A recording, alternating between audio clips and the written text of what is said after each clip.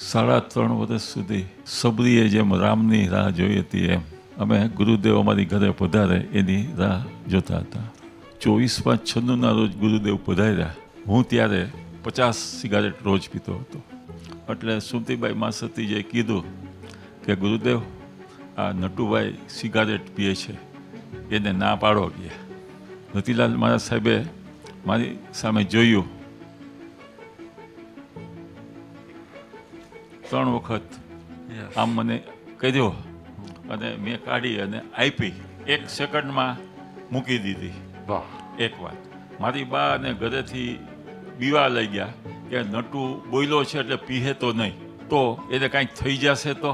આવી ચિંતા ઘરના અને મારા બા બંને કરતા હતા, પણ મને કશું થયું નથી. એક જ કારણ, જે ગુરુમાં જે વ્યક્તિના આત્મસમર્પણ ભાવ જાગી ગયા અને એ પ્રમાણે એ જીવન જીવવા માંડે તો એના જીવનમાં જે ઈચ્છે બધું થાય. આ મારી અનુભવ છે. તો ગુરુ ભક્તિમાં કંઈક ખોટ હતી મારા, એ માનવું પડે મારે.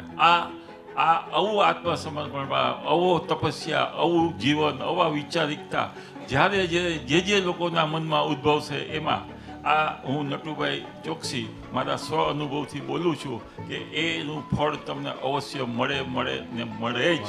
એને દુનિયાની કોઈ તાકાત રોકી ના શકે.